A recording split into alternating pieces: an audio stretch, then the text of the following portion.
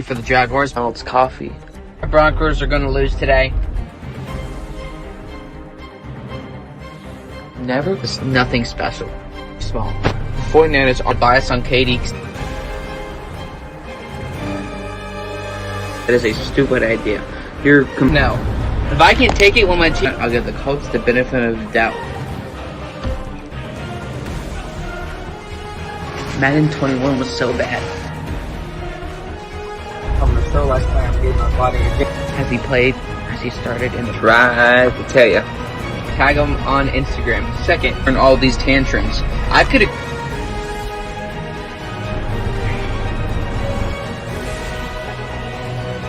Monte Foreman coming out of Texas. Truly appreciate the offer.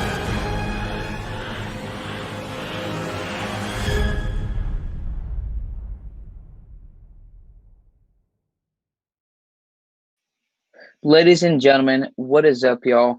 Obviously, I'm the host of the show. This is the first ever That One Dude 2020 broadcast. Again, every single Thursday at 11:30 p.m. Central Standard Time. This is not your typical Isaiah rant talking about King Celebs or all that bullhog. You can get your popcorn.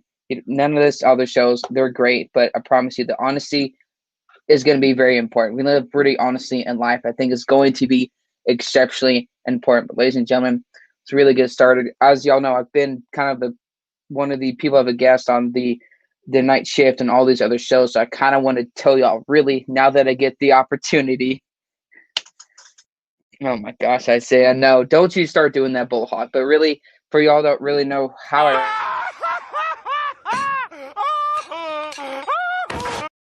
I don't know how I got started last year. I know this is a shocker. I used to work with kids. Ooh. But really, it was about trying to find what I love.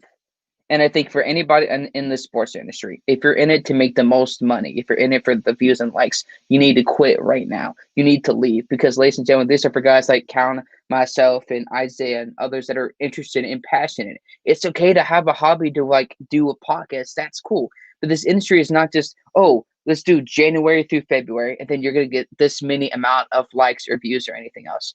And of course, Christy, I 100% agree. We don't want to see a drunk Isaiah. You would think he is drunk all the time with his crazy sports takes, but that's neither here or there. But how I really got into it is about 6 years ago. I was interested in sports broadcasting. I was like, nah, I'll work in daycares.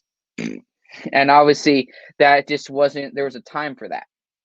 There was a certain time for this industry, and that's in the past. That's where I am now in the sports industry. Started recording in my hot car. Now, ladies and gentlemen, this is right before COVID started. You think it's a genius idea to start a sports show right before COVID. But again, just like Isaiah and a lot of us were talking about last night, you don't know what's going to come of it. You don't know if it's going to light it up. You don't know. That's the beauty part is one day it could get 0 likes. And then the next day it could start to unfold and see all these views and viewers and everything else. And that's kind of what they've seen on this network. And I joined, not because they had this many likes or views. I don't care about that. It's because of the atmosphere that we have and the people and the calls behind the scenes. Of course, I started watching sports. The 2006 Rose Bowl was my first ever sports game, ladies and gentlemen. In my opinion, I'm a little bit biased. I'm going to have to say Vince Young's my favorite college quarterback of all time, even though that was his last game of his college football career. But I'm going to have to show y'all some of my top 5 moments from my lifetime, and I would love to see Chrissy, or I'm not going to say Isaiah because I know he's going to say something random. But like Chrissy or anybody that's going to watch out there, Casey McKinney, anybody, I would love to know what was y'all's favorite ever football moment in the many, many years that I've watched, rather being a Dallas Cowboys fan, which we'll definitely talk about tonight, and the Los Angeles Rams. NFL talk is going to be in just a little bit. The one I'm going to have to remember is the Justin Tucker game-winning field goal. This is back in 2011 when Ryan Tannehill was with the Texas A&M Aggies, the last ever rival between the UT Longhorns and, of course, the A&M Aggies. And, of course, after the game happened, my parents were coming to me and was like, why are you screaming? Why are you screaming? It's because with less than 5 seconds left, Cole McCoy threw the ball out of bounds. Correcting me, y'all. Was with 2 to 3 seconds left in the game, and they had to do replay to see did Cole McCoy get the ball out of bounds, and of course he did. And Justin Tucker cemented his legacy in Texas college football history one of the very few kickers in the NFL that actually stay with their team. Because we know NFL kickers really don't last with the same team. Yes, Matt Prater, Dan Bailey, and so many others over the years. The one I'm also going to have to realize is the New York Giants beat at the time, the undefeated New England Patriots. Mind you, this is Randy Moss. This is Tom Brady. This is who they have on offensive defense. This is what we love about football. Sometimes the underdog having a successful winning story. It's not always about the team that has the best record or wins the division in week 6 or week 7 or week 10. That's the beauty part, I think, in my opinion, about football, about sports, is anything can genuinely happen. And that's exactly what happened. Eli Manning, though, some people say it was because of the defense during the regular season, without a doubt. But coming to the playoffs, something about Eli Manning in the playoffs, and of course, in that Super Bowl was very, very special here. But of course, in other news here, NFL legend Larry Fitzgerald has decided to retire from the NFL after 17 seasons with 17,492 yards and 121 TDs. Again, it's not about the numbers. We talk about in the NFL, ladies and gentlemen, we talk about loyalty. We talk about winning championships. In the NBA, we talk about having stacked teams or super teams. We talk about dynasties. We talk about franchises. And Larry Fitzgerald is the ultimate definition of loyalty. If you look it up in the dictionary, that's Larry Fitzgerald. And I know I've had some unpopular opinions that I will bring up here in the next week or two. Talking about, we talk about Jerry Rice, or we talk about Larry Fitzgerald, or we talk about all these different receivers. But in my genuine opinion, Larry Fitzgerald is a top 4 receiver of all time in the NFL. There should be no doubt in anybody's mind that Larry Fitzgerald is a future first ballot Hall of Famer. Not second, not third, not 30th, not 100th. It is without a doubt first ballot Hall of Famer. Of course, Callum McCurd, who has his own show, The Sports Lounge, every single Tuesday. He says the 2008 AFC wildcard game where the 8-8 San Diego Chargers defeated the Indianapolis Colts. Oh, come on. In overtime with the walk-off touchdown by Darren Sproles, who recently retired from the NFL, I believe a year or two ago, who previously played with multiple teams. You never forget the atmosphere. Exactly. That's what we love about sports. It's in those individual examples with the fans, those moments in sports. Callan, nobody that is a sports fan is ever truly ever going to forget. Christy Wilson's his to get that comment shown. She is saying that for me, my football moment has to be the Ezekiel Elliott jumping into the Salvation Red Kettle Army in a game against the Bucks in 2016. You were at the game when it happened. I thought that was kind of funny. Now, Chrissy, I thought there were people that kind of overreacted, saying, "Oh, he's a rookie, he should be doing that."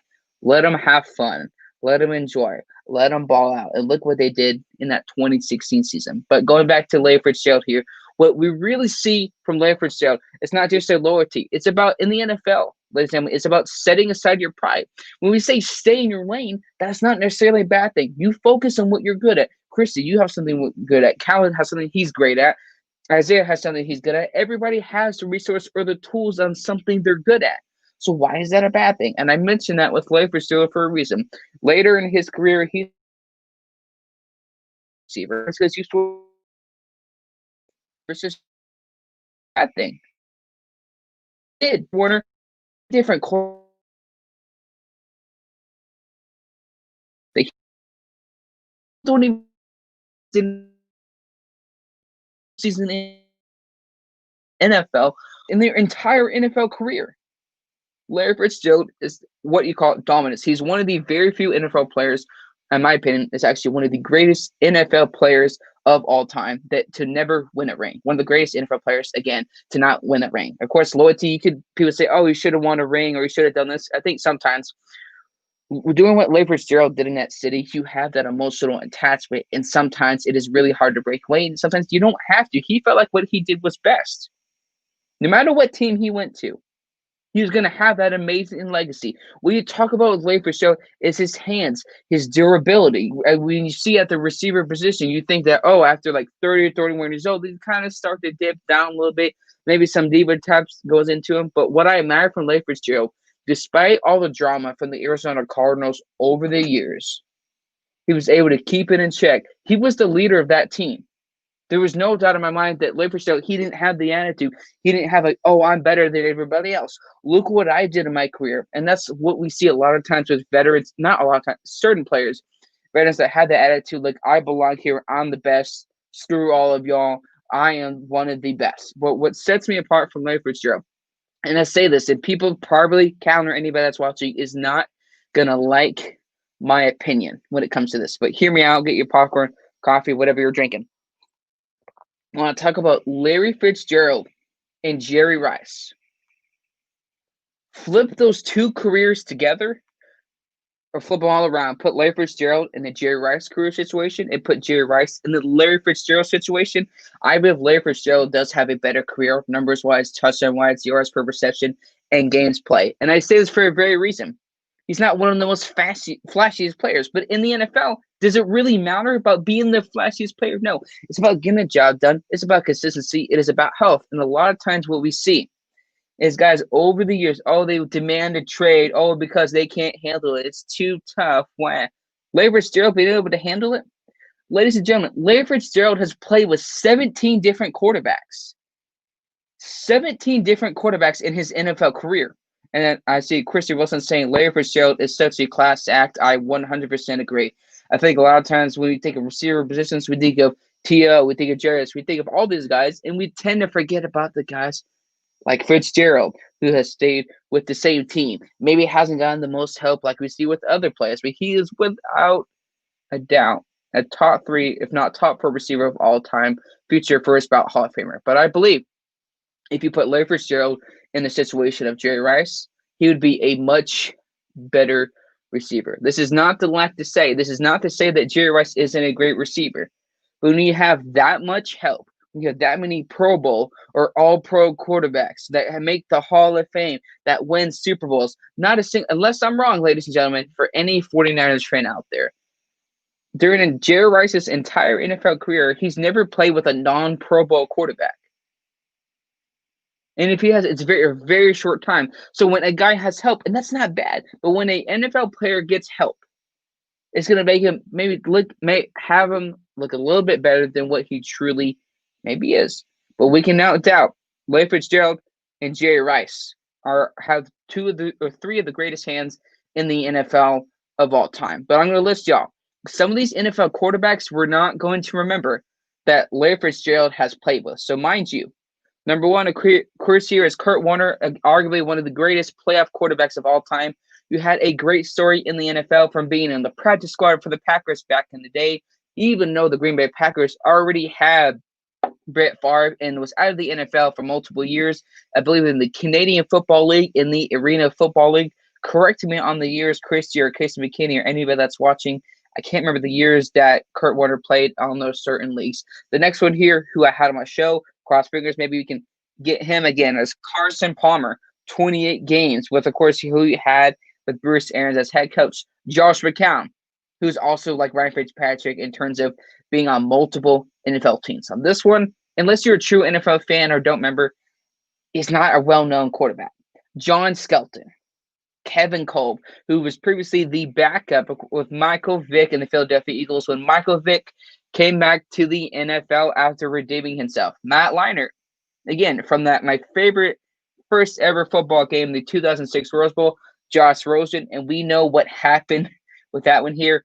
Kyler Murray up until this point. Now, Kyler Murray is going to be playing a lot better next year. We know Arizona Cardinals kind of missed the playoffs, but we're going to be talking about what happened, what went wrong, and what truly needs to happen. Cal was saying, don't remember the years, but remember playing for Iowa Brandon Stores in the Arena Football League. Okay, so he did play for the Arena Football League. I don't remember the years. I think it was from 95 to 99. Correct me, or 94 to 97 or something like that he played in those 1 to 2 different leagues. But I'll have to look it up on Wikipedia right after. Derek Anderson, who only had really one decent year in the NFL in 2007 with Ryan Schreiner's Cleveland Browns going 10-6, just like the Cleveland Browns this year, except just barely missing the playoffs with the rookie left tackle in Joe Thomas. We talk about Drew Stanton, who has kind of bounced around the league, kind of not one of those guys that's going to be a starter, but he knows his role. That's extremely important. Blaine Gabbert, who's been with the 49ers in so many different ones. And Kyle McCord has an excellent point here, and I just forgot about that. Colin McCormick says Kurt Warner also worked at a local grocery store to make ends meet during his AFL as well. Like, you're correct, because it was a year or two after. Because remember, he got dropped by the Packers in, I believe, 1994, 1995, because a year and a half before the Green Bay Packers traded for him. Because in 1991, if I believe, the Falcons drafted him, and of course, it didn't work out, and whatever else happened behind the scenes. And the Green Bay Packers traded for him, and of course, they won a Super Bowl. And years later, they got Aaron Rodgers, who is now in the playoffs again this year. But let's go to the comment section in just a second. But I want to talk about these quarterbacks. Max Hall, ladies and gentlemen, one game with Max Hall, Richard Bartel, John. Again, I can't pronounce his name, so if you can excuse my French or whatever you want to say, I can't pronounce his name. Promise you, it's not too much to copy. John Navarre. I can't pronounce that name. One game. Sean King, one game. Another quarterback. Brian St. Pierre, whatever, however you want to pronounce his name. Those quarterbacks. And I believe there's even more on this list. That's pretty much it. Out of all those quarterbacks that we can name on this list, ladies and gentlemen, that anybody that is watching this show, can you remember any of these guys?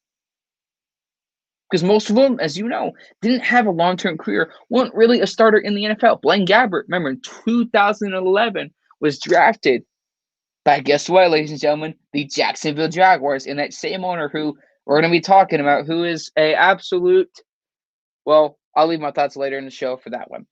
But if you talk about Larry Fitzgerald's career, playing with 17 different quarterbacks, put Jerry Rice in that situation, and you're going to honestly tell me with the straight face here, ladies and gentlemen, that Jerry Rice could play with Blaine Gabbert, Max Hall, Richard Bartel, Sean King, Josh Rosen, Matt Leinart, Kevin Kolb.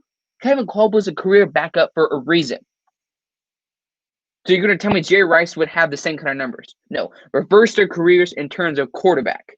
Larry Fitzgerald would have, without a doubt, in my opinion, a better career than Jerry Rice. Again, this is not to neglect what Jerry Rice has done. He's a Hall of Famer, first ballot for a reason.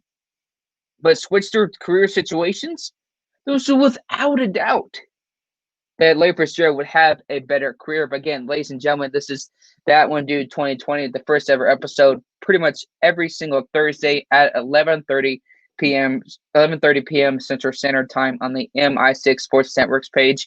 But before we move on, let's go to kind of the comment sections here. Of course, Isaiah, luckily it's not a crazy sports take, so we can actually air that comment here. He says, my favorite football memory has to be working at Levi Stadium in 2018.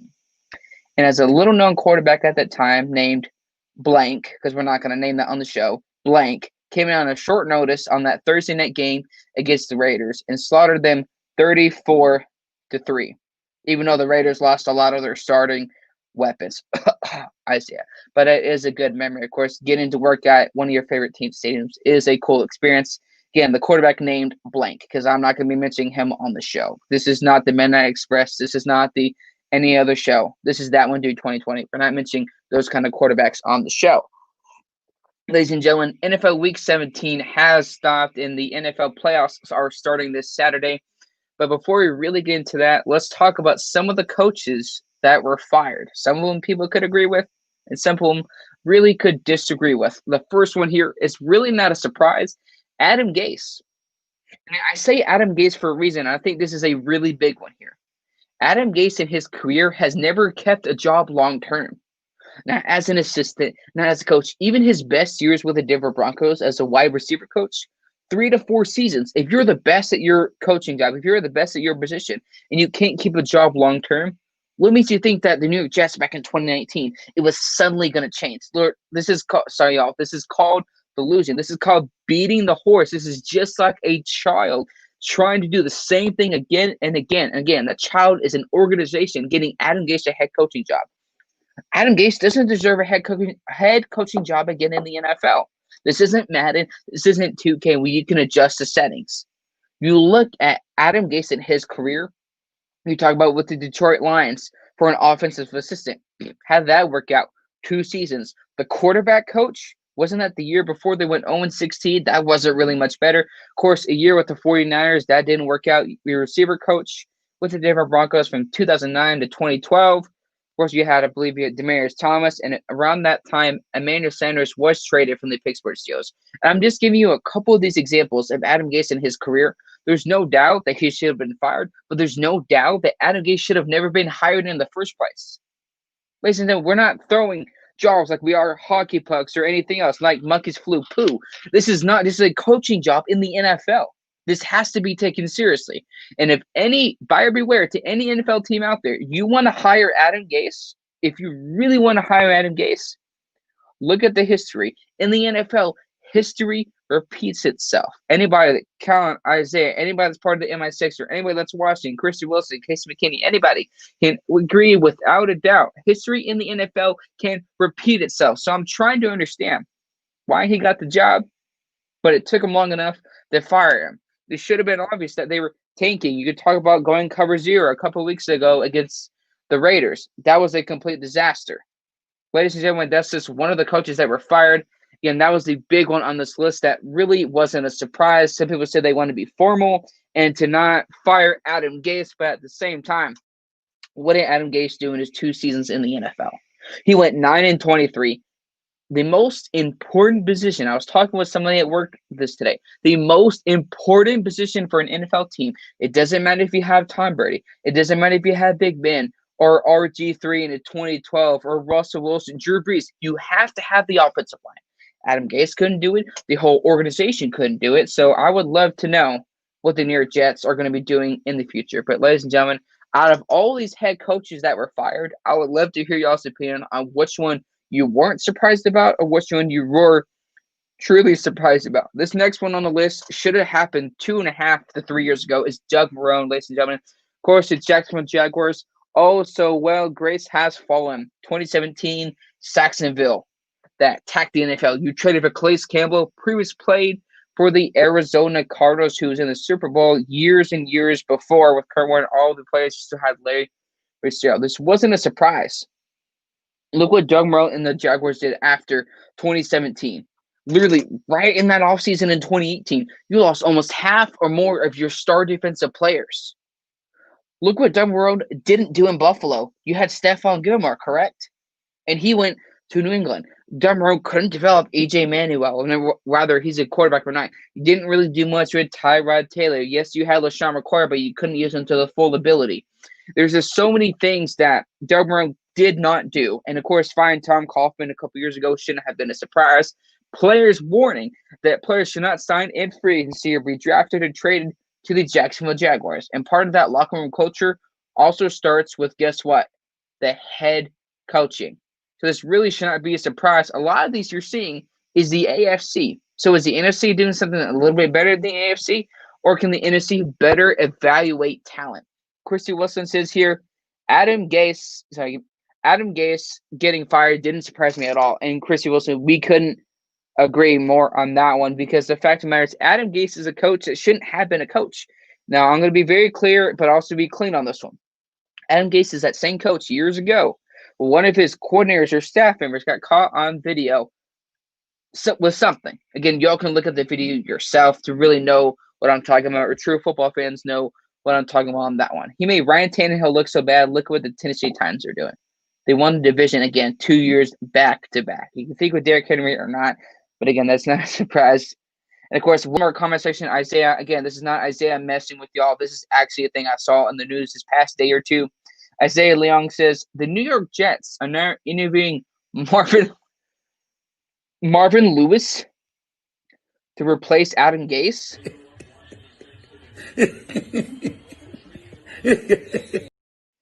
This is not Comedy Central, ladies and gentlemen. This is an actual thing happening in the NFL. Marvin Lewis with the New York Jets. What did he do to deserve another head coaching job? Did you not look at the Bengals? I know some people can say you give him the benefit of the doubt because, oh my gosh, you had Mike Brown as really a joke. And of course, Christy Wilson also says, seriously, Christy Wilson, he's not messing with you. I actually did see a report of that, I think today or yesterday, that the New York Jets are looking to interview Marvin Lewis. Now, Christy Wilson, I would love to hear your opinions on that. What do you think about Marvin Lewis as a head coach? Or anybody else that's watching? We love to hear your input. Flood the comment section and share this with your friends. What do y'all think about Marvin Lewis? Does he deserve a new head coaching job in the NFL? or should he stick to behind the scenes stuff like Hugh Jackson has done? But this really isn't a surprise. The Jets doing boneheaded moves as they've done for a very long time. This is the same organization that basically said, we believe in Mark Sanchez and the AKA the butt fumble, that same quarterback. They also had Geno Smith, who got punched in the jaw 6 to 7 years ago. People kind of forget about that one. That's the same organization that is now interviewing Marvin Lewis. I'm not saying Marvin Lewis is bad for the locker room or bad for the locker room culture. But what I am saying is with all the coaches out there, there's better options. That's not to say that he doesn't deserve a head coaching job in the NFL, but it's not to say that he needs to know his role. Like Hugh Jackson was a head coach in the NFL for many years. And what does he do well? He's a good coordinator. Stay in your lane. Do what you're good at. That's exactly what life is about. You do what you're good at. You're not just doing something that is, oh, it seems better or it's harder. Do what you're good at. We all have a skill. I have a skill. Callan has a skill. Isaiah has a skill. Chrissy has something she's good at, and everybody else does. Why is this so hard? It shouldn't be that hard. It shouldn't be harder than potty training a toddler. But apparently in the NFL and the New York Jets, it really, really is. The next one on this list is Anthony Lynn, who about a couple of years ago was up and running for Coach of the Year, the San Diego Chargers. Oh, sorry, Callan. I'm just kidding. Now the Los Angeles Chargers. This is a team who believed in Philip Rivers. There was also stories about, hey, Philip Rivers didn't want to move to LA, but again, like we had Gilbert a couple of weeks ago, to really get to the truth, which is what I try to do with That One Dude 2020, is to get to the truth, not to hear the media bias, not to hear the drama. We don't want no drama. We don't want no Hallmark stories. We want the honest truth. But of course, Anthony Lynn was not able to lead to his team to much. Now, can you blame it on him? I would love to hear your opinion. When Anthony Lynn got fired from the Los Angeles Chargers, who is to blame? I would love to know y'all's opinion, because you got Chris Harris. Yes, you guys to injuries and all COVID. We can't control COVID, and you can't blame that on him. But when you have a guy like Philip Rivers, who I don't feel bad for staying there, who Philip Rivers is a turnover machine. Ladies and gentlemen, Philip Rivers, I'm sorry. I'm going to let the cat out of the bag. Philip Rivers is a fraudulent Hall of Famer. He's not a Hall of Fame quarterback. He's slightly above average Kirk Cousins. But what Anthony Lynn could not do with his team shows that you had a guy like Philip Rivers. I'm not saying he's a Hall of Famer or he's a great quarterback. When you have a guy of supposedly his caliber and the weapons and you couldn't get it done. Now, do I think Anthony Lynn is a good man and a good leader? I believe without a doubt, yes, because of what he did in his community. But again, I'm not talking about him as a man or a person. I'm talking about him as the head coach. Now, of course, there also has been rumors about Jason Garrett.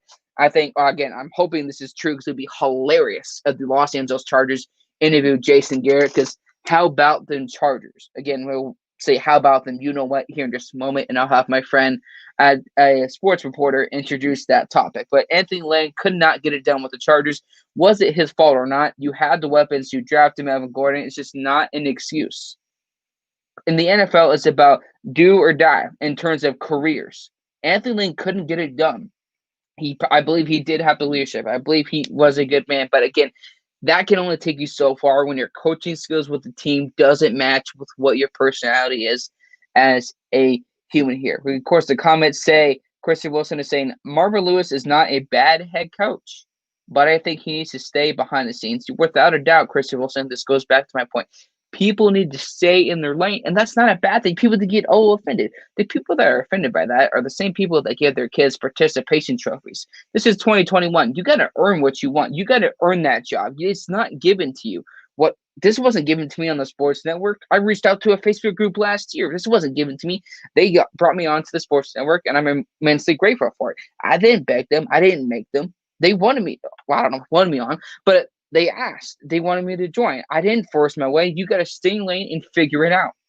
But Anthony Lynn, I believe, would not be a top 5, top 10 coach. But again, there wouldn't be surprised if he did get interviewed for maybe a coordinator job or something in the NFL next year. Now, this next one, though, is not a head coach firing, but it's finally the Denver Broncos getting out of their head out of their ear, and John Elway finally maybe realizing that he's part of the problem. The Denver Broncos now looking to hire a GM. Of course, all the final thoughts and everything else will go back to John Elway, but this is not a surprise. John Elway's fine willing to hire a GM. Did he see one of my videos from months ago? Is this really a surprise? This is the same guy that gave Brock Osweiler 2 chances. This is not like a marriage. When divorce is over, you don't go back to that same toxic marriage, just like with Brock Osweiler. He wasn't the guy. Houston knows that. Bill O'Brien knows that, and he's unemployed. The Denver Broncos have made mistake after mistake after mistake, and I just don't understand why all it took you since Peyton Manning retired to finally realize it needed a GM. But any NFL fans, Denver Bronco fans, to anybody out there of the sorts, who would you like to see as a GM or a potential GM job? I think it'd be very interesting to see what John Elway does. But I hope John Elway, despite hiring a GM, does not have the mentality of Jerry Jones. Because if he does, it doesn't matter if you hire Bill Belichick as your GM. John Elway needs to set aside his pride.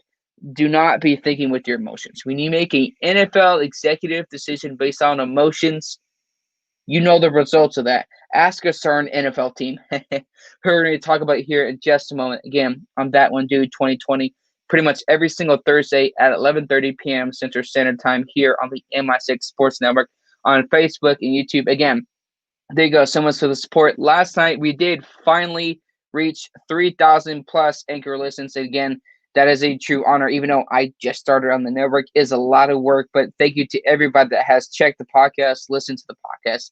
It is definitely a huge honor to be able to do that here. But ladies and gentlemen, back to the NFL here. Callan, this is a question for you in Chicago. I will let anybody to hear. Depending on what happens with the Chicago Bears in the playoffs or non-playoff success, should the Chicago Bears keep Mitchell Trubisky? Should they pick up his fifth-year option in 2021? Again, I would love to hear y'all's opinion because the last 2 to 3 weeks, Mr. Trubisky has for some reason decided to play like an NFL quarterback. And, of course, they made the playoffs with 8-8 record because, again, one of the other teams in the NFL that won, the Rams won this past week, and the Cardinals lost against the Los Angeles Rams, which I believe was the reason why the Bears got into the playoffs, saving Matt Nagy's job. Getting back to the comments here, Kevin Joyce, what's up, man? Thank you for checking this out. The first ever episode of That One Dude 2020 on the MI6 Sports Show. Chargers need Bill Cowher. You know what? That would be interesting. Now, of course, I'm a Denver Broncos fan. I would rather hire Hugh Jackson, but obviously that's not going to happen. But having a guy that's the cutthroat guy, it's not just a yes man or a guy that gets the X's and O's or gets the analytics. It's not about the analytics in the NFL. Analytics don't always support success. Can we tell Mike McCarthy that? Beginning, ladies and gentlemen, I think Bill Cowher would be very interesting to see what he could bring in. If the Chargers do want to interview him, I wouldn't be mad. I never want a team not to succeed, just maybe not in my own division. But that would be very, very interesting there. The MI6 Sports Network was probably from Counter, one of the guys in the group. Knowing the Bears, Mitch, Matt Nagy, Pace, and Ted Phillips will be back next season. Now, this next question here is like, if you look at, back to the topic, the Chicago Bears. Will the Mitchell Trubisky win this game? I'm not saying they will. But at the same time, we talk about deniability or being in denial. Delaying the inevitable is a big thing, I believe, with the Chicago Bears or with Matt Nagy and or Mr. Trubisky. Because what do you think about in 2017 with all the hype of with Deshaun Watson beat Alabama in that championship to that pass to Hunter Renfrow to what Patrick Mahomes, people weren't going to know what he was going to do. Now he's a Super Bowl champion. Again, you can't predict these things in the NFL. But if the Bears lose the playoffs, lose in the wild card round this weekend, over here, Chicago Bears fan, do you think it increases or decreases their chances of keeping those guys together with Chuck? I believe Chuck Pagano, the defensive coordinator, Mr. Trubisky, and Matt Nagy. I'm not saying Matt Nagy is a bad coach, but I think sooner or later, even if the Chicago Bears make or win this game or at least compete in this game, despite the win or loss, he's going to be on the hot seat game by game in 2021 because Mr. Trubisky, he could be the guy. He really could be. But at the same time, we're delaying the inevitable. Because if he works out, what happens? What is the success? You finally found the success, the bread and butter, which finally some other teams have figured that out. You get Dave Montgomery, you get the running game going, you get the quarterback going, the defense does their thing. You have Khalil Mack. There's going to be potential questions if, oh, if the Bears miss the playoffs again or they go 8-8, did they make a mistake about trading for Khalil Mack? Don't be crazy here. But of course, Christy Wilson does say, I don't see Bill Cowher leaving CBS. And Christy, you couldn't be more right, because when you have a job like that, when you have a cushy job like that, why would you leave? It's the same situation in terms of when we look at the former Ohio State guy, Urban Meyer. You have a great job like that. You have great friends there. Why would you trade that for a head coaching job? This is a much easier job. They're not looking for easy. Maybe they're looking to get back in the NFL. Again, former players becoming coaches don't necessarily always work in the NFL. Again, that's just a topic right there, ladies and gentlemen. Of course, the MI6 Conor McCullough says, regardless of the result, they will all stay in Chicago. The argument from upper management will be that Matt Nagy never has had a losing season in his 3 seasons. You're right, and that's just the argument that's going to come from them. But it's like a bag of potato chips. It's like a bag of Lay's potato chips. The argument is so empty. You say, oh, we haven't had a losing season. Oh, what was the record? 8-8. 8-8. And that's what we look at. We're not looking at the face value. Take away all the calories. Take away all the sugar. Look at the nutrients. 8-8. 8-8.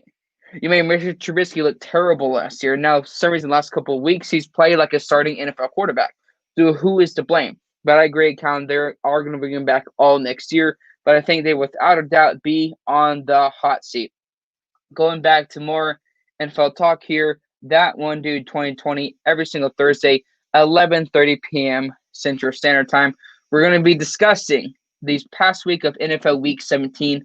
But ladies and gentlemen, one of the first games I want to talk about, give me just a moment. I'm going to let one of my friends from ESPN introduce this topic here. Let me see if I can get that going for y'all.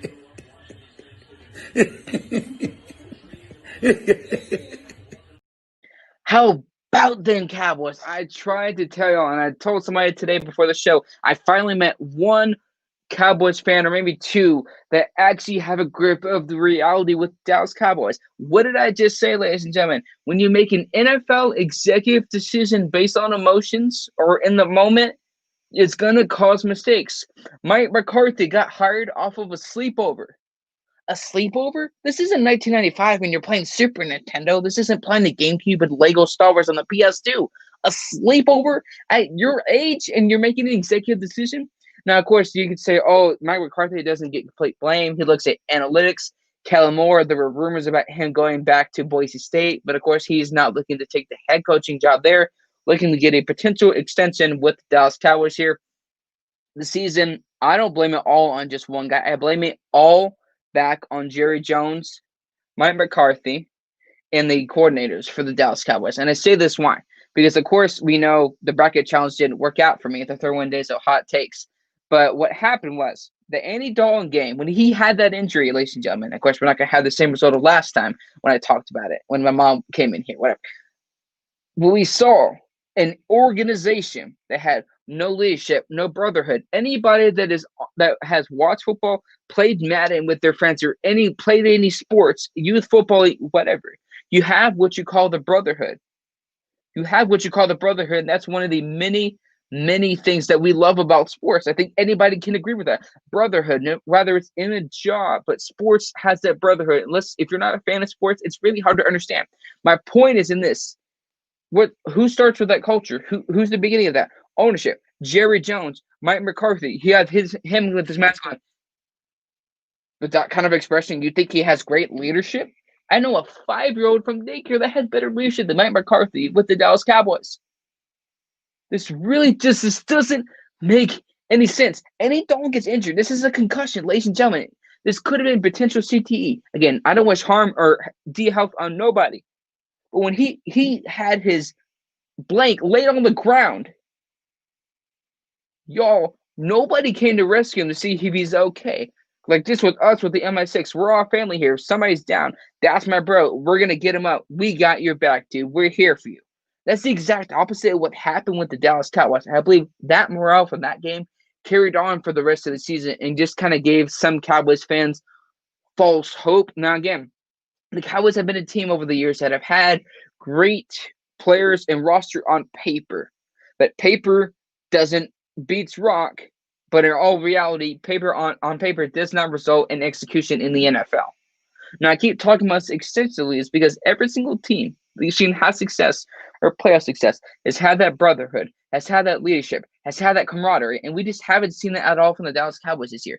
When your quarterback is down and nobody sits around, you get hit in the head. This is not because all redheads stick together. That's not always the case. That's like a stereotype of other things. But the fact of the matter is, nobody stood around Andy Dalton.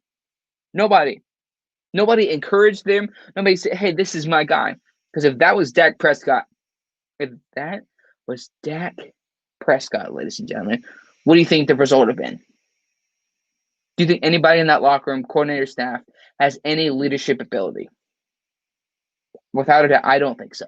And we heard rumors about Mike McCarthy previously with the Green Bay Packers doing some things after meetings that probably no grown man should ever be doing.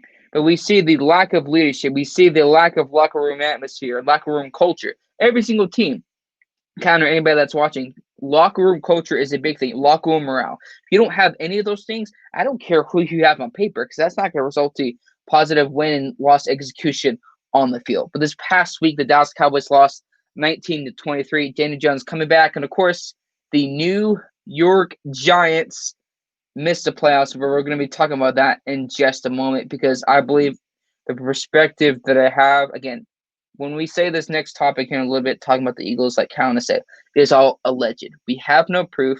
We're not here to accuse. We don't know. We would love to get to the truth, but sadly, that probably is not going to happen. Dallas lost 19-23. We saw Ezekiel Elliott, not just in this game, but the whole season.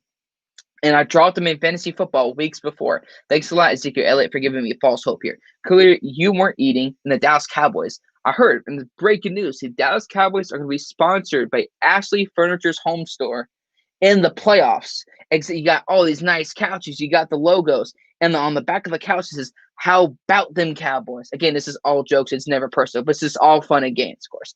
But the Cowboys just don't have the heart. They just don't have the energy. Like, Ezekiel Elliott has to have the elite offensive line.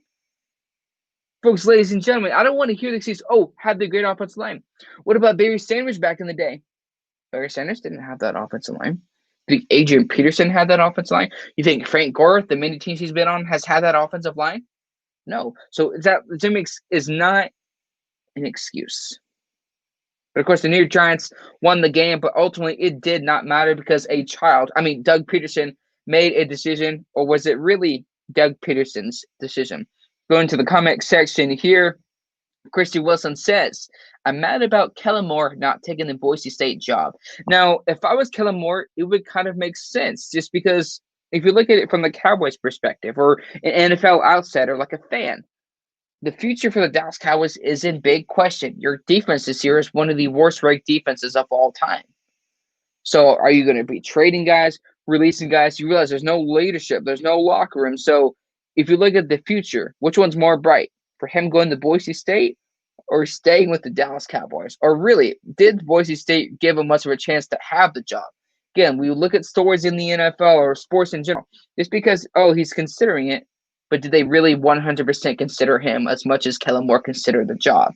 That's another question. We don't know. We don't always get the full truth in a NFL story.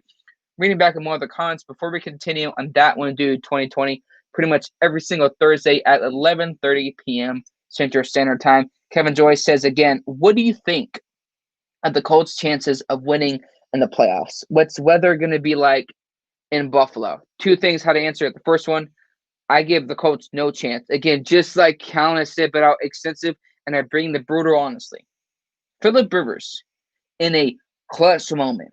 Phillip Rivers in the playoffs has never gotten it done.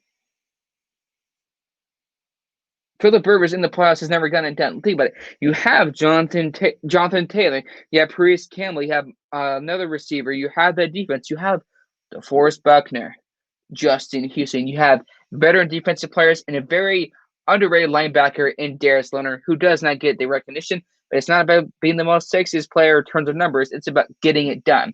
I think the biggest kryptonite at the Indianapolis Colts is going to have to be Phillip Rivers, because Phillip Rivers has never delivered in the clutch moment. I'll give him credit because he has played through a torn ACL, so I will give him the benefit of the doubt on that one. I'm not here to be some bitter old cat lady or Karen. I will give him the benefit of the doubt on that one. But the weather going to be like, the weather is going to give the advantage to Buffalo. But I tried to tell people before the year started in the 2020 NFL season, the Buffalo Bills are going to win a division. And right now, as we look at it, I believe the Buffalo Bills in the AFC are the biggest threat to the Kansas City Chiefs. But looking at this game, Josh Allen and a Phillip Rivers, who's at 38 to 39 years old, most likely, ladies and gentlemen, being his last year in the NFL, I just don't really see how the Colts are going to win this game. The kryptonite, the negative part, is going to be Phillip Rivers is going to have a turnover. Phillip Rivers in a playoff game is going to be like that burnt chip or that one crinkly fry you got in a curly fries that you didn't want. That's exactly what's going to happen. Just like with the crinkly fry. We don't want Phillip Rivers to have that turnover, but it's going to happen. You can't trust Phillip Rivers in the playoffs. You can trust him to be tough and always give his all to the team. I'll give him that. But in the playoffs, he just doesn't have that clutch factor. Of course, comments are rolling in. Thank you all so much for tuning in to the first one. I know y'all don't really know me that well, but it's going to be a great, great show moving forward. Christy Wilson says, I blame everything on Jerry Jones because he's an egomaniac and a total control freak. You're basically reading the words from my mouth, Christy, is because the Dallas Cowboys, Jerry Jones, is a team where he knows he has the players. He knows he's just getting these players in free and see the draft to make the team better, get the worth better, market better. Because Jerry Jones knows truly in his mind that no matter what happens in terms of playoff success, non-playoff success, or not even making the playoffs, they're going to generate revenue. It's the Dallas Cowboys. It's Jerry World. Where do you have concerts? Where do you have events and future concerts and everything? This concert for another artist like Post Malone had the concert there and many other artists. It's Jerry World. He knows he's going to make money no matter what, and it's about Jerry and only Jerry. But Christy Wilson, I would love to hear your opinion on the Dallas Cowboys. What do you think Jerry Jones is going to have to do to make sure the Dallas Cowboys do have success in the 2021 season and the offseason coming up in March? Christy Wilson also says, again, I'm still fuming, but nobody having Andy Dalton's back after he got hit in the head. Believe me, if I share my full thoughts on that, the neighbors in this apartment complex would have called the cops for a noise complaint because I was fuming.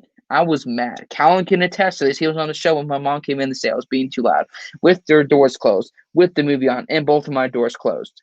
Because it's not about, I'm not a Cowboys fan, but when I see a guy that I've rooted for, the guy that I've defended, a guy like that, you never want to see a guy hurt in the NFL. I don't wish injury upon nobody. I don't care who you are. This is not right for me as a Christian, as a man, to wish injury upon nobody. How does that look? Oh, I hope this guy gets injured. No, that's not a true NFL fan, ladies and gentlemen. But seeing nobody have Andy Dalton's back just shows the lack of leadership from Mike McCarthy in the entire organization. Christy Wilson also chimes in again saying the Cowboys have no identity. The Cowboys have as much No, I'm not going to say that. The Cowboys really have no identity. Cowboys have no identity, just like Buzz Lightyear in Toy Story 1. He didn't know what he is. The Cowboys don't know what they are. If they're even going to figure that out, no matter what Jerry Jones is ever going to do. Christy Wilson also says here, give up on the GM title and hire someone else to do the job. Yes, that is the recipe. Without a doubt would be right, Chrissy. He needs to give up the GM title. But the sad thing is he really going to give out that GM title? Because at this point, he's made it clear. Heading out that contract to Tony Romo back in 2011, 2012.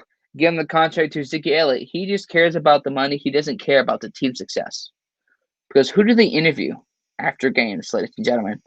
Jerry Jones. But getting back to the past NFL Week 17, the Tampa Bay Buccaneers, of course, defeat the Atlanta Falcons, who I thought was a Comedy Central team this year with how bad they were playing. They unfortunately, not surprised, lost against the Tampa Bay Buccaneers 27-44. Now, what went wrong? What could happen? I think when you talk about it from the Atlanta Falcons here, ladies and gentlemen, Matt Ryan knows his time is limited with the Atlanta Falcons. Julio Jones is there for life. Look what Julio Jones has done. Matt Ryan at the quarterback position just hasn't gotten it done. You could say, oh, this or that. Even their best year in the Super Bowl. The Super Bowl didn't convince you of how bad this team is. Not just Matt Ryan. Matt Ryan was delaying the inevitable. Just like I keep repeating here, ladies and gentlemen, Matt Ryan knows either this offseason or next year, he is gone from the Atlanta Falcons. Dan Quinn, I believe, has already been fired. So correct me if I'm wrong. I may have gotten that one wrong, Christy, or anybody that's watching, Kevin Joyce or Piston Bikini here in a minute. I do believe that Dan Quinn has already been fired. So they're also looking for a new head coach. So they haven't had any successes. Kyle Shanahan was the defensive coordinator. Of course, Tampa Bay does win this game. Colin says Quinn was fired this season. So okay, perfect. That was awesome right there. But ladies and gentlemen, the Bucks, while they did win this game, while they are in the playoffs, while the Saints are also in the wild card this weekend, this still is a problem that I've told many people. I've talked about with people behind the scenes and the connections with people on the show and people at work today. The Tampa Bay Buccaneers, while they have a very great team, they still don't have the offensive line. So I believe that could be one of their deciding factors in the playoffs this year. Of course, this next one, the New York Jets that obviously lost against the New England Patriots, who are going to have an eventful offseason. Mark my words, ladies and gentlemen, in the 2021 season, the Patriots are going to be underlooked for the first time in 20 plus years. $100+ million, expect big things. But from the New York Jets side of this, anybody in this stream or anybody that's ever going to see this, any New York Jets fans out there, do y'all truly and genuinely think that the organization is tanking? Because we know from the past, ask the 76ers, ask other teams how tanking works. I don't care what theory or what analytic somebody tries to tell you, tanking doesn't even work. It barely works on a video game on hard mode or in Halo. But the next game we have here is the Minnesota Vikings, who are pretending to be an NFC team who should be arrested. There needs to be an arrest warrant for Kent Cousins in the entire organization. Stephen Wang, Shareable Steve, this is for you, buddy. The Minnesota Vikings should be arrested on fraud, on a charge of fraud, for pretending to be an NFL team. Despite I understand the Minnesota Vikings are out of the playoff race here. I get it. But you let the Detroit Lions score 35 points. This is not a playoff team. This is the reason why the Detroit fired their head coach. There's a reason why they're rebuilding for the third or fourth time in Matt Ryan's career, despite Matt Ryan being drafted in the 2009 NFL Draft. Minnesota has too many more questions than they do have answers. Christy Wilson comes in saying in the comments saying, that Super Bowl loss, referring to the Atlanta Falcons and the New England Patriots, the 28-3 loss. The Super Bowl loss cemented the Falcons as choke artists, without a doubt. Because as much as I think, when we look at the numbers, Christy, or anybody that's watching, I have what we call empty calorie stats. We always talk about all of these candy, all these things, all these drinks with sugar. These are just, and this is like this right here. Matt Ryan's numbers are like this empty water bottle. It means nothing. It adds no value. There's nothing in there. The numbers don't really matter if it doesn't lead to team success. You had Julio Jones, who, ladies and gentlemen, was actually drafted by Cleveland but traded to the Atlanta Falcons.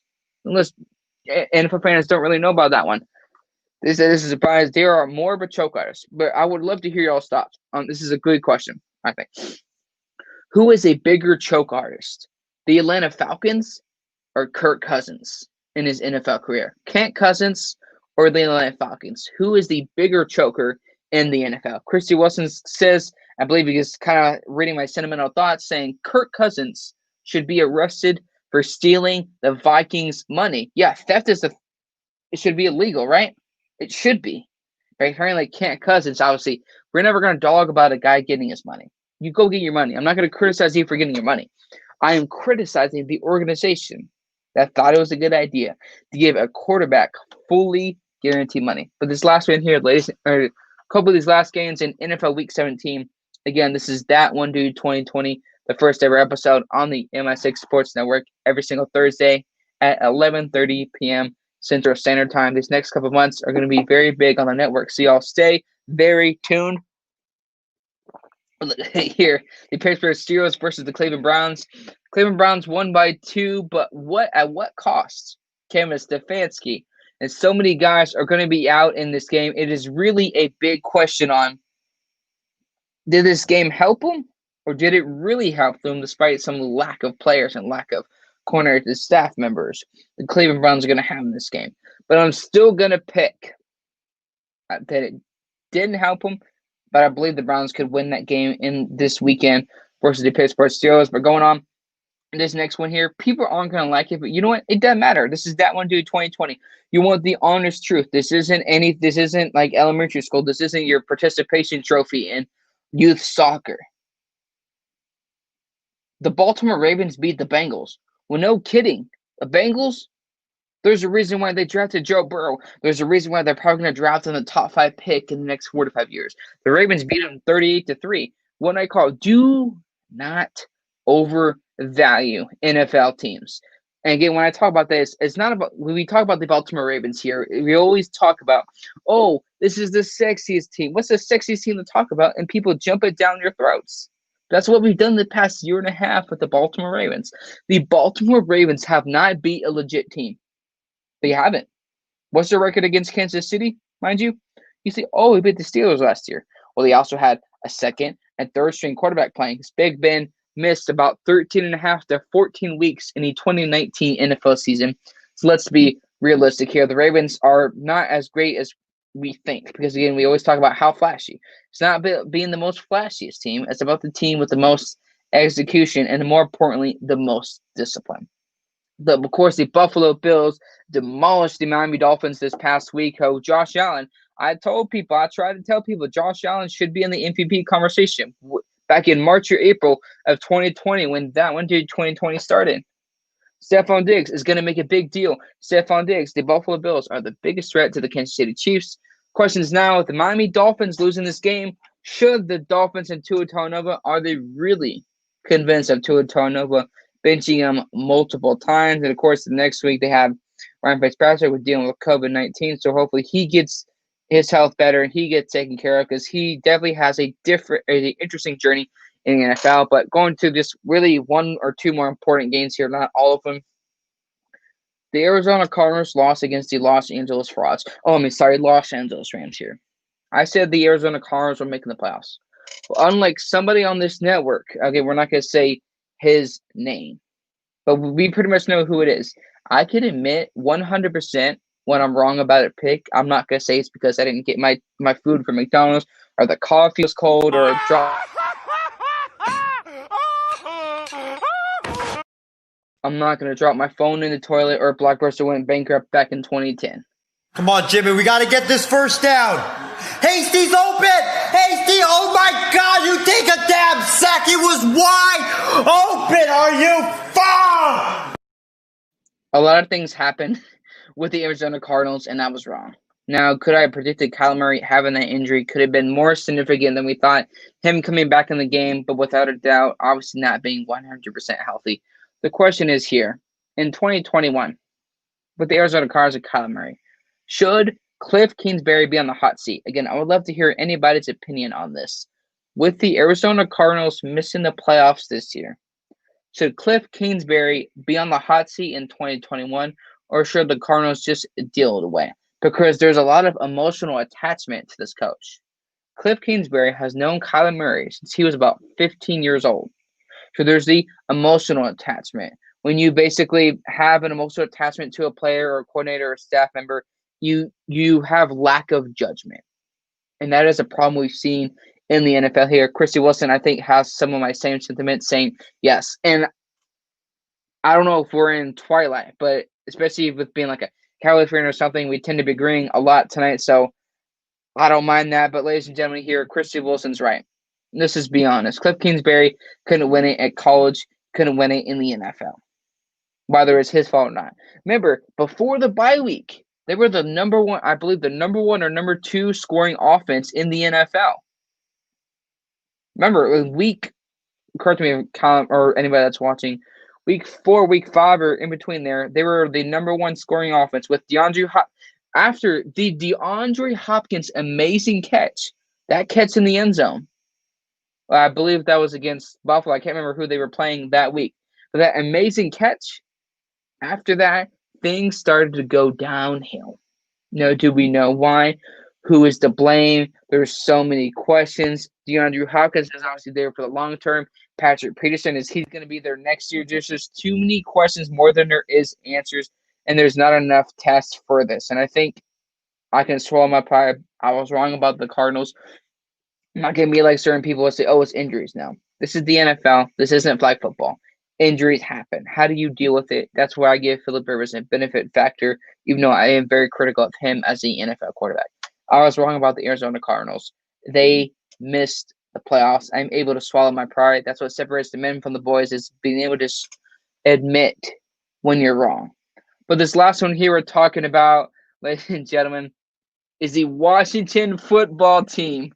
This is where there's been a lot of critiques from NFL players. There's been stories, there's been rumors about who made the decision for the Philadelphia Eagles, who really thought that was a good idea. Some people blame it on Doug Peterson, but a press release, Doug Peterson spoke with the media after the game. Here's what he had to say following benching Jalen Hurts for quarterback backup Nate Sudfeld. Yes, I was coaching to win. Yes, that was my decision solely. Nate has obviously been here for 4 years, and I felt that he deserved an opportunity to get some snaps. And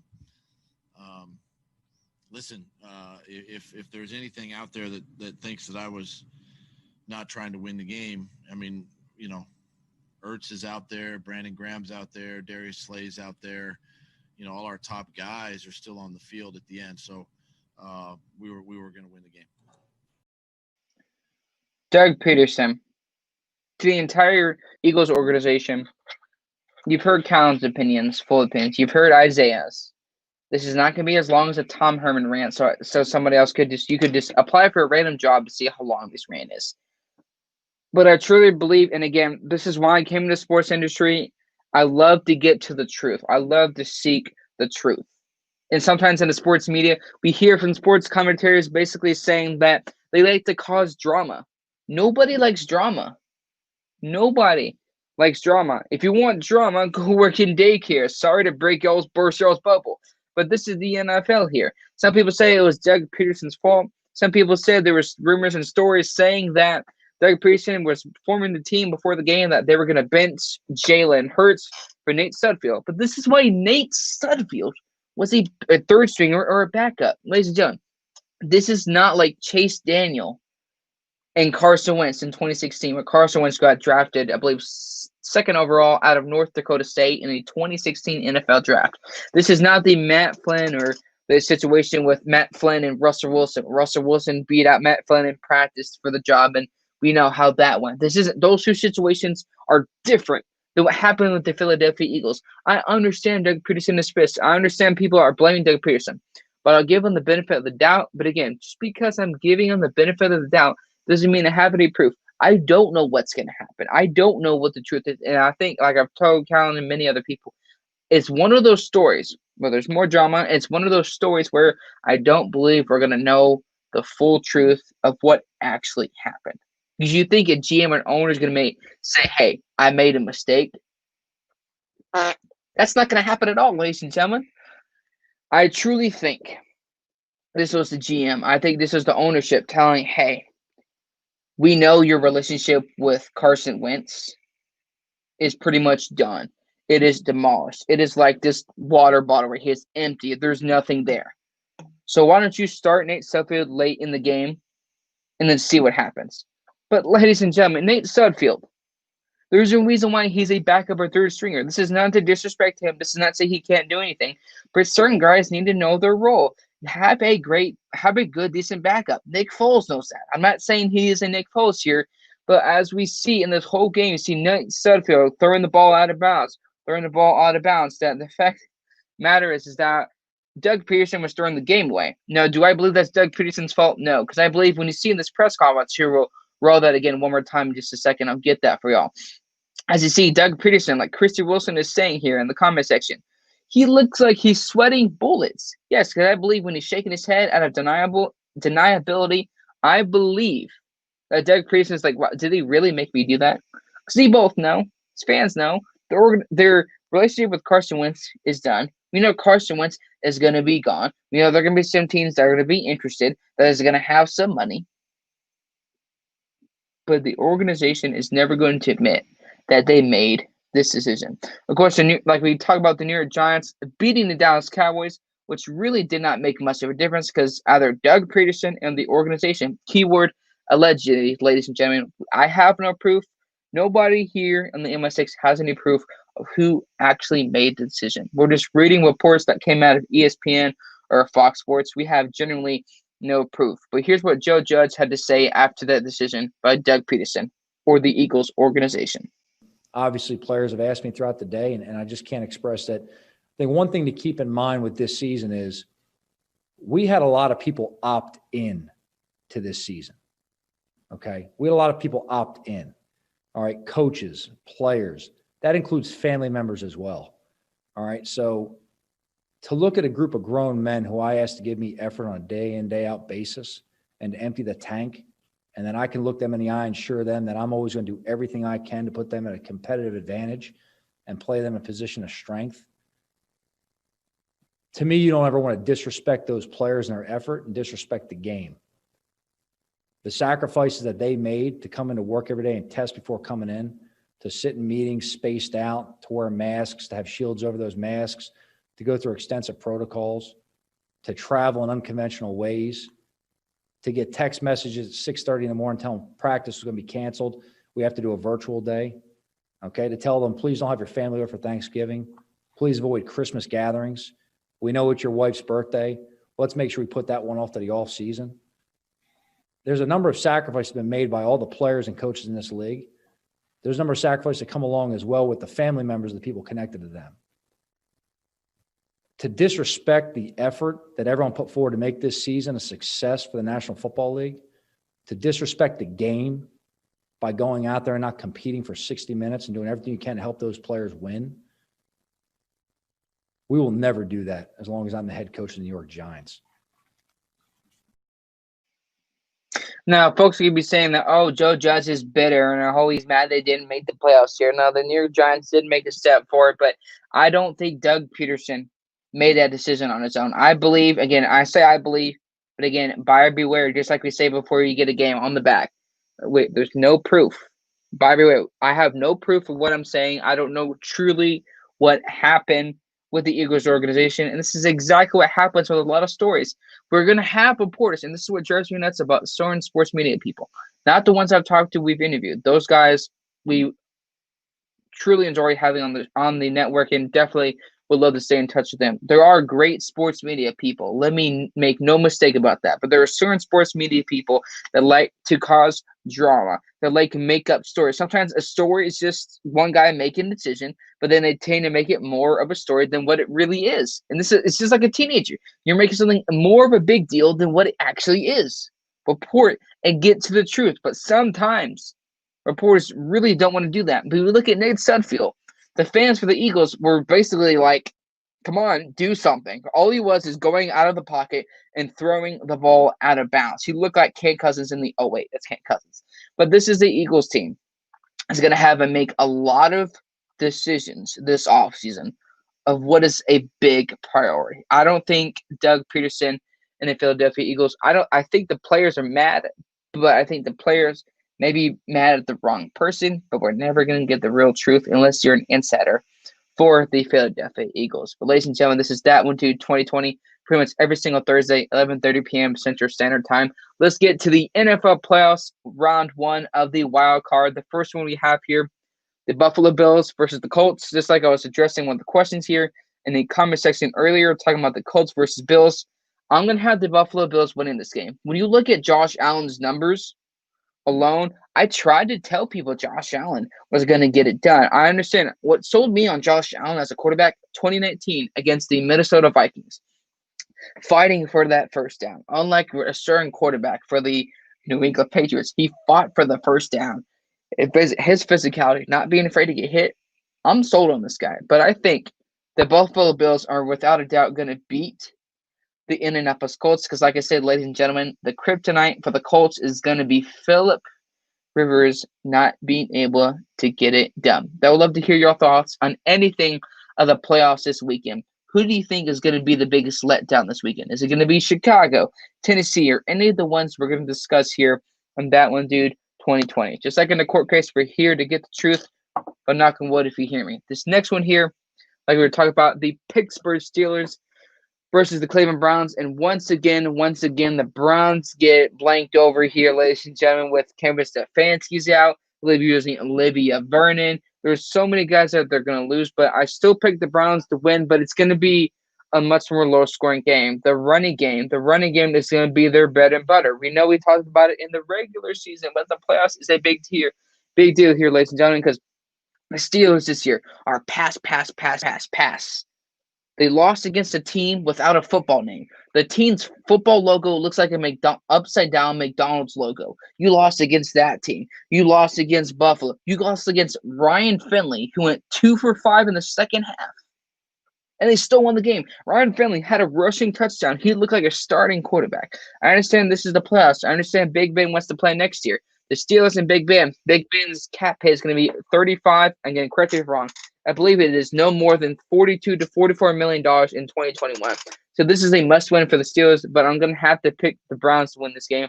And when the Browns do, and I believe they have a chance, but whatever happens, Baker is the guy next year and potentially moving forward. Because when's the last time we saw the Cleveland Browns in the playoffs? 2002? That's before I watched football. That was when you could rent games for the PlayStation at Blockbuster. It's been such a long time. But I do pick the Cleveland Browns to win the game, but it's going to be a close game. I believe Baker Mayfield may have a mistake or two, but I just trust the running game, which is going to be the biggest factor because as you've seen before, Mike Tomlin doesn't have a lot of confidence in their running attack for the Pittsburgh Steelers.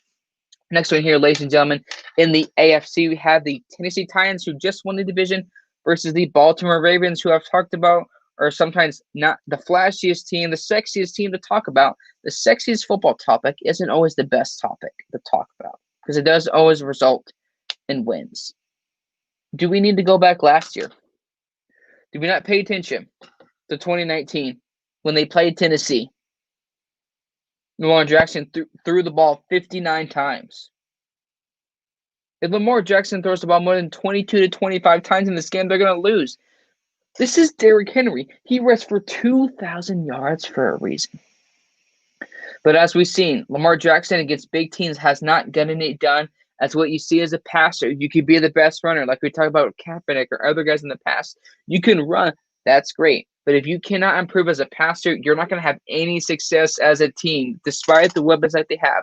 I like the weapons better for Tennessee. You have A.J. Brown, Derrick Henry. You have Dante Foreign, formerly played 1 year for the Texas Longhorns before going drafted or undrafted by the Houston Texans for a very short time in the NFL. They also got Corey Davis. I don't know the injury status for Geno Smith, so let me know, y'all, because I for some reason having a massive brain fart here, brain diarrhea that can't remember Geno Smith's status for this game. Tennessee is going to win this game. It's not because of their defense. This is what you call the Jadeveon Clowney effect. Jadeveon Clowney has never lighted up in the NFL. Jadeveon Clowney has not lived up to the hype. If they lose this game, it's going to be because of the defense. The forefront of the defense isn't able to get it done. Jadeveon Clowney has not helped his defense. Look at Seattle and the defensive rankings last year. Look at Tennessee and their defensive rankings this year. But going to the NFC side of this, I do pick, though, going back to Tennessee. Tennessee is going to win this game to go to the divisional round. Baltimore is not going to win. I mean, really, what has Baltimore done to prove that they're a legit team in the AFC? What have they won? In the NFL, it's about earning it. It's not given to you. This isn't like soccer moms screaming at the coach for not having their kid playing because their kid, is terrible. You have to earn it. Baltimore Ravens have not earned my respect. They haven't won anything. When's the last time? They won a Super Bowl with Joe Flacco. Okay, great. It's been 8 years now. I don't want to hear no excuses when the Baltimore Ravens lose this game. Because I guarantee you, when the Baltimore Ravens lose this weekend, look at the passing numbers for Lamar Jackson, and then we can talk. I'm going to go into the NFC side of the playoffs this weekend. For NFL Wildcard Weekend, it's going to be a lot of sitting, a lot of couch watching, but it's going to be very exciting playoff action. You had the New Orleans Saints versus Callum McClure's Chicago Bears. Now, I may be stupid for saying this, and maybe Callum's going to be like, you said what? But I think Chicago wins it. Now, do I It lose? is. Like, I see What? Yes.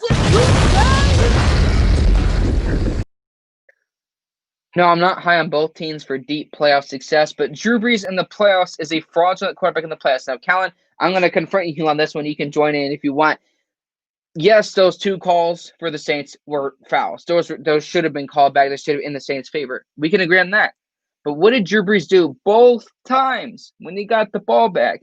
He had an interception. I don't trust Drew Brees in the playoffs. I don't trust Philip Rivers in the playoffs. Now, is Mr. Trubisky going to go for 300 yards? Probably not. David Montgomery is going to have 25 plus carries. He's going to have 10 to 15 plus receptions for them to have a chance in this game.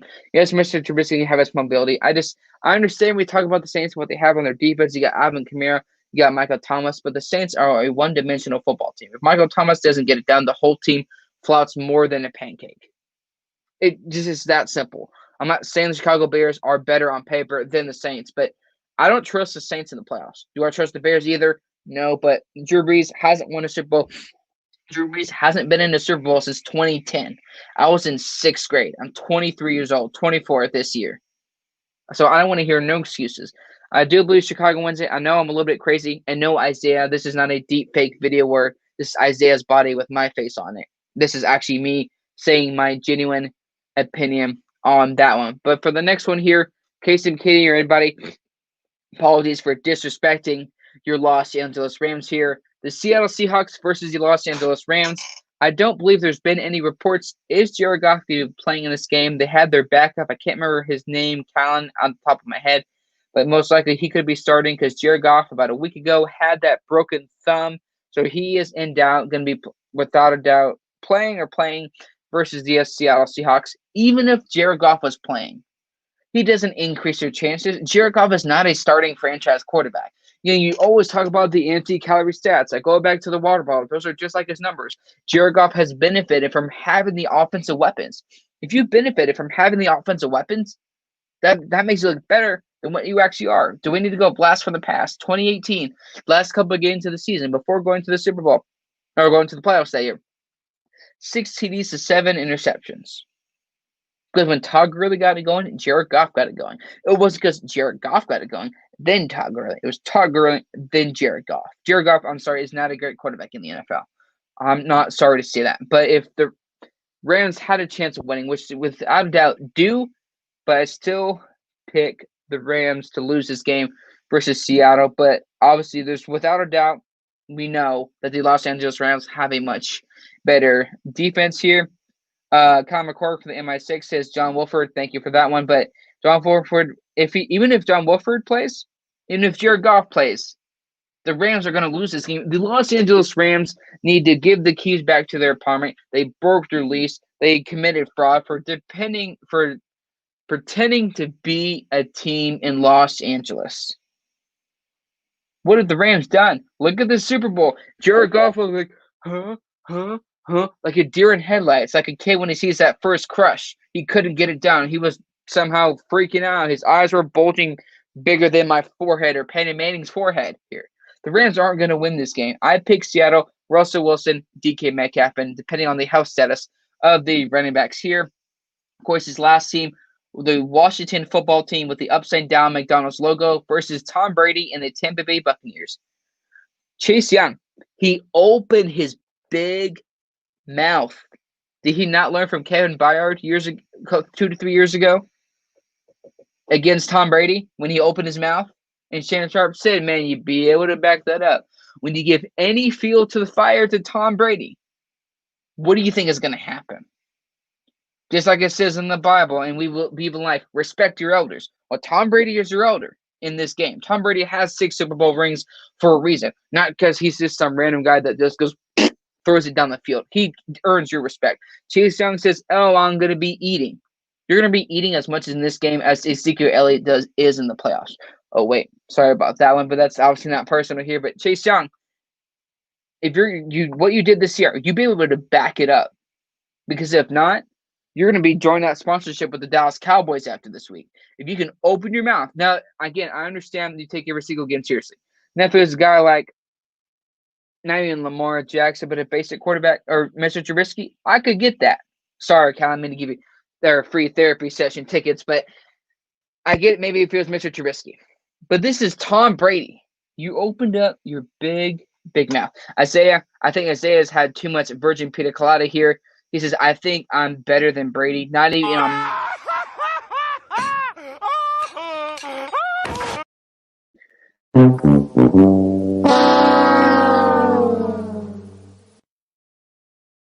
saying he's better. The same guy that's saying he's better than Tom Brady also did this. But ladies and gentlemen, here we go. 1, 2, 3.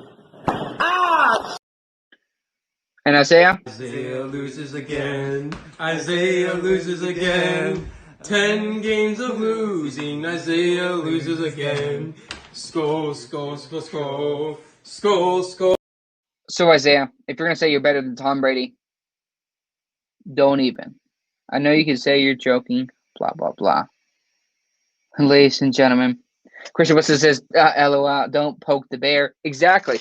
When you poke the bear, you don't mess with Mama Bear. Mama Bear here is Tom Brady. The Bible says respect your elders. That goes not just in sports, but especially in football. So he's saying you open your mouth. You better be able to back it up this weekend.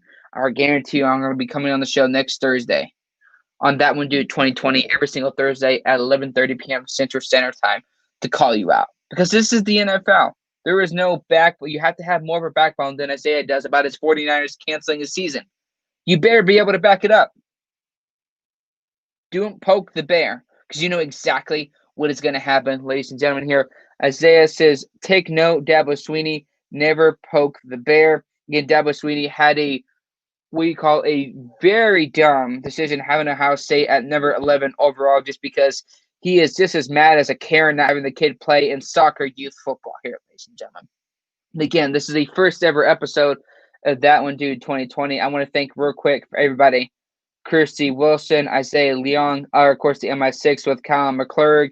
There's many other people that have come on to the show tonight. Let me get to them so we can thank pretty much everybody. Because like we say, everybody that takes even just a minute or just a second to tune into the show, especially with me being the new person having their first ever show. For y'all that light up the comment section, Christy's awesome. Kevin Joyce coming in for a minute. Thank you so much for everybody that comes into the show to really being able to interact with me. I know my opinions can be a little bit rough. I'm not necessarily the most nice guy when it comes to criticizing NFL players or NFL topics or NFL news. But this is exactly what That One Dude 2020 brings to the table here. But ladies and gentlemen, just like you do on the show as before for the other ones here, we're about to come to our tonight's final thoughts here. Give me just a moment. Let's come to tonight's final thoughts.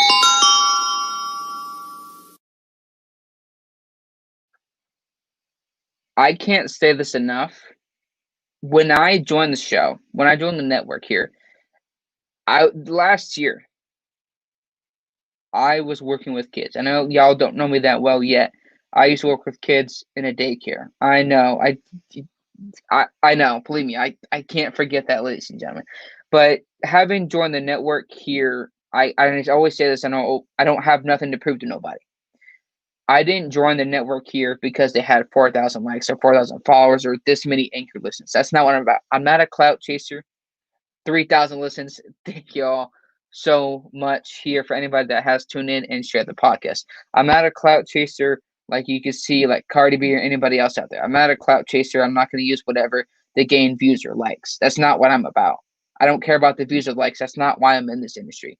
They gave me an opportunity, and we see the camaraderie, the family that we have here. I have a lot of honest takes that necessarily people do not like, but ladies and gentlemen, that's kind of what I bring. I like to get to the truth. Whether I love to give people the benefit of the doubt. Perfect example, Carson Palmer. There was rumors saying Carson Palmer was telling Joe Burrow not to play for the Bengals. You know what? Let me get him on. I got him on. You can check that out on Instagram, That One Dude 2020. And I was like, let me give you the benefit of the doubt. Let's really get to the truth.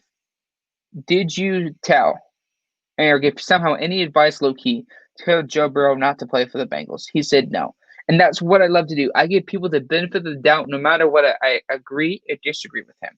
We have that family-like atmosphere here. So all the people, Wayne, Callan, everybody that gave me a chance, that definitely means a lot because, again, they've only known me for a short time. They could have just said that, oh, they're filled up. They could have been nice about it, like guests have been reading my DMs but not responding. They don't have to. They're not obligated to have me on the network, but it has been an honor and a pleasure for anybody that has tuned in tonight. Christy Wilson, Isaiah, everybody, thank you all so much. Isaiah Leong says, fantastic debut show. Believe me, I'm doing my best trying to get the format.